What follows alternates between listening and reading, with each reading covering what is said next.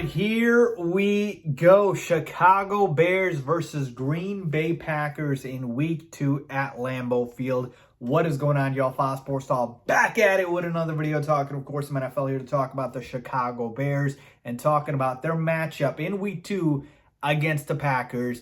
I'm going to give you guys my preview and prediction for this matchup, break down everything that we need to know here, keys for the game, and ultimately at the end give you guys a final score prediction. So stick around till the very end for that. But if you are new to the channel, make sure you hit the big red subscribe button down below. People, I've mentioned I will be doing all these videos all season long, so make sure you guys are subscribed and hit the bell icon so you're notified every time I drop a new video. And by the way, follow me on my social media platforms. So we don't want to wait any longer. Let's dive right into it. All right, so after 1 week, the Chicago Bears are 1-0 and the Green Bay Packers are 0-1. And it does feel nice to say that, doesn't it? But in all seriousness, folks, I did predict the Bears upsetting the 49ers in Week 1.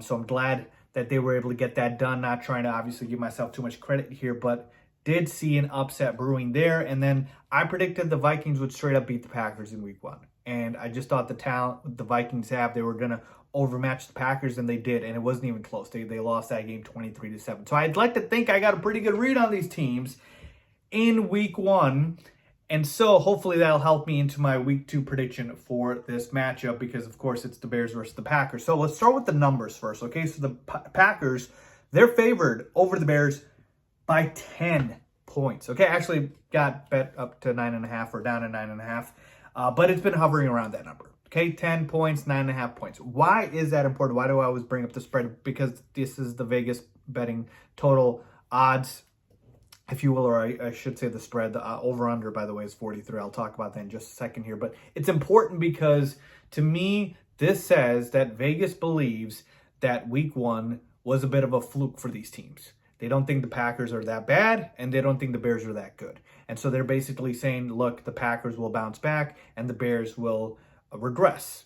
So that's what they're saying. That this is what I'm reading from Vegas because the number's really, really high. This should not, in my estimation, be a 9.5, 10-point spread. This should be more like a 5, maybe 6.5 point spread. Okay? Over-under is 43, and that to me makes more sense because I just think this is going to be a low scoring after the Bears aren't an explosive offense, and neither are the Packers. So I think it's going to be a bit of a defensive slugfest here. Okay? So let's talk about the Packers here, okay? So they lost against the Vikings in Week 1. I did predict it, but why is it still something that was surprising? It's because of the fashion that they lost in. We're talking about a matchup that wasn't even close, right? The Packers only scored 7 points. Think about that. When's the last time an Aaron Rodgers-led team, an Aaron Rodgers-led offense scored only 7 points, 1 touchdown in the entire game?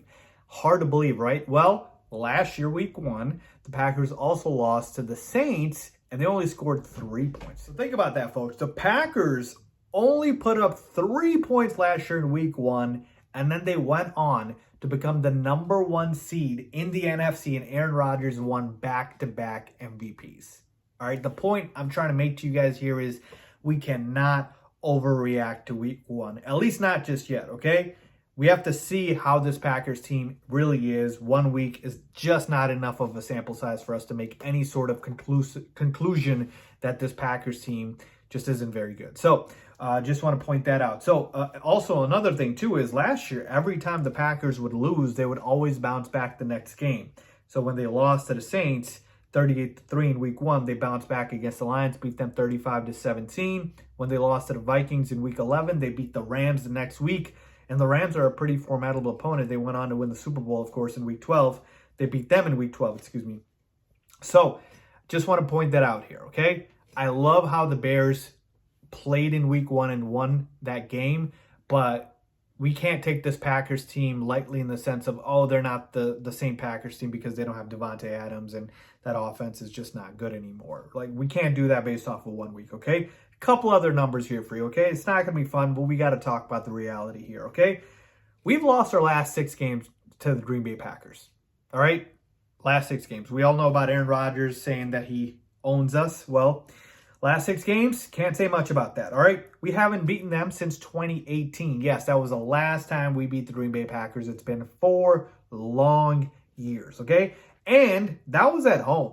The last time we beat the Packers on the road in Lambeau, 2015. 2015, people. It's been 7 years since we've beaten the Packers at Lambeau. In the last 10 years, we're 3-17 against the Green Bay Packers. Yeah, the numbers are not pretty. So, overall, we have our work cut out for us. It is very, very difficult to beat this Green Bay Packers team, as history has shown us. Does that mean we can't do it? No. There's still a possibility. Let's talk about the keys for the game. Real quickly before the keys, I do want to point out the Packers last week did not have their left tackle, David Bakhtiari, or their right tackle, Elton Jenkins, or their number one receiver, Allen Lazard. All of those probably come back this week. There's a chance that they could, so that's going to make another big difference for the Packers as well, by the way. All right, so with that being said, talking about the keys for the game. The way I see the Bears winning this game is for them to slow it down and just run the football. And that is really going to be the formula here. They have to run. Because we just don't have the same explosive offense the Vikings do. The Vikings were able to beat the Packers because they just have better position players. Right? Justin Jefferson, arguably the best wide receiver in football. Dalvin Cook, a top 5 running back. Like Adam Thielen, a very, very solid wide receiver. Irv Smith Jr.'s also got some upside. Like they have some skill level players. All right, that are very, very good. The Bears just don't have that. And so we don't have a Justin Jefferson to take the top off of defense or just dominate everywhere. Darnell Mooney's not on that level. I'm sorry. I love Mooney, but he's just not. So what do? We have to run the football. Running the football, not only does it keep the ball away from Aaron Rodgers, but it also milks the clock and makes the game a little bit slower. And also, running the football is key for the Bears because that is how you set up play action, and that is where Justin Fields is at his best, play action. Okay, so I need a heavy dosage of running the football, and we can do it against the Packers because we saw the Vikings average 4.5 yards a carry. All right, Dalvin Cook had 20 carries for 90 yards, and Alexander Mattison, his backup, 8 carries for 36 yards. So it is possible to run on this Green Bay Packers front, and we saw last week Monty didn't have a great game, but Khalil Herbert did. I don't care. Feed the hot hand. Let's run the football. Okay. So because of the fact that we don't have explosive offensive players, we need to run the football. That is going to be the biggest key for the Bears in this game. Establish the run. Do it. All right, let's move on to key number 2. As far as how you want to play the Packers and this new look team without Davante Adams, before in the past I would have said, you got to dedicate 2 guys to Davante Adams. By the way, the Packers should have done that to Justin Jefferson, but that's another story for another day. But because you don't have Davante anymore, you don't have to worry about that. So none of these guys on the Packers wide receiving core scare me, right? Randall Cobb, Romeo Doubs, Sammy Watkins, even if Allen Lazard is back, like I don't need to worry about double covering anybody. What I'm more worried about is the 2 running backs, Aaron Jones and A.J. Dillon. Can you stop the run? Because the Packers are going to get a heavy dose of those 2 running backs. They really go through them in this offense, all right? And I believe that is going to be the case. So you got to stop the run. You got to keep the running backs in check. Don't let Aaron Rodgers just dump off to Aaron Jones all day and be able to, kind of contain them. You don't have to dedicate any extra resources to any of the receivers. You can really go ahead and just focus on the running backs here.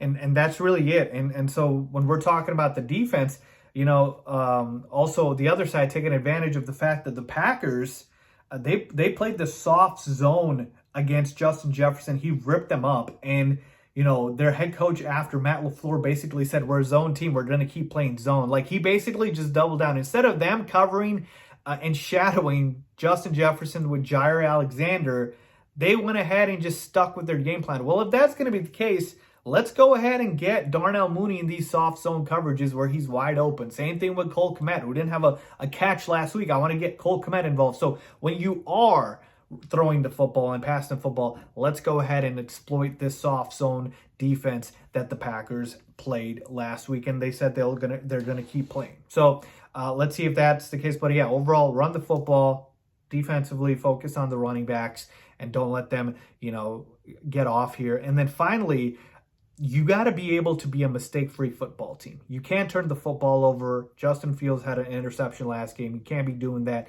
No penalties. Got to be a disciplined team. So that is something that we did see in week 1. So that's got to keep going here. It's one thing to have the Packers just beat you. It's another thing to beat yourself. You can't have that happen. So that is another major key for the Chicago Bears. Ultimately, folks, here's where I'm at. I don't think this Packers team is going to be very good this season like they were last season. I really think the loss of Devontae Adams has made their offense very vanilla. It's very plain, boring, non-explosive offense. I think they're going to turn into a running football team, and Aaron Rodgers is going to do a lot of dump-offs and check-offs because these receivers just can't separate. They just can't get open, and they're not explosive. So unless they add somebody, I don't think this Packers offense will be elite. But still, with all that being said, this Green Bay Packers team, overall, when you take a look at the totality of the roster, they've got the better team just because of the fact that the quarterback is Aaron Rodgers, right? They have Aaron Rodgers. The reason I didn't like the 49ers in week 1 and I thought the Bears could pull off that upset was because I just didn't believe in Trey Lance. Well, you got to believe in Aaron Rodgers because he's showing you he's very, very good. He's elite. He's a back-to-back MVP. He's one of the best quarterbacks in football, and having that guy there as your quarterback gives you an advantage more oftentimes than not. Now, you might be saying, Faiz, you didn't give the advantage in week 1, but it's another week, okay? So the quarterback position, you've got the advantage. They've got better running backs in Aaron Jones and A.J. Dillon. The receiving core is a wash between the two. I mean, both teams don't have great, but I take the Bears.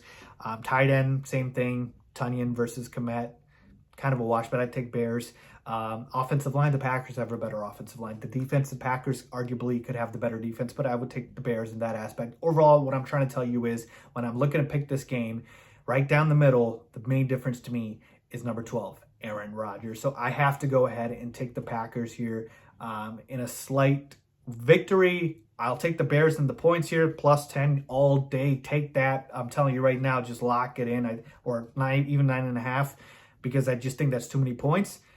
But ultimately, I've got the Packers winning this game 24-21. You guys know I have to be objective here. I would never just, pick the Bears just to pick them. I have to go through my analysis, and I think in Lambeau, if this was in Chicago at Soldier Field, it would be a different story. But in Lambeau, at Lambeau, we haven't beaten the Packers since 2015. Very, very difficult for me to see that happening now. 24-21, Green Bay Packers with a slight victory over the Chicago Bears in week 2. That's where I have it, people. Let me know what you guys think. Leave a comment down below as always. Thanks.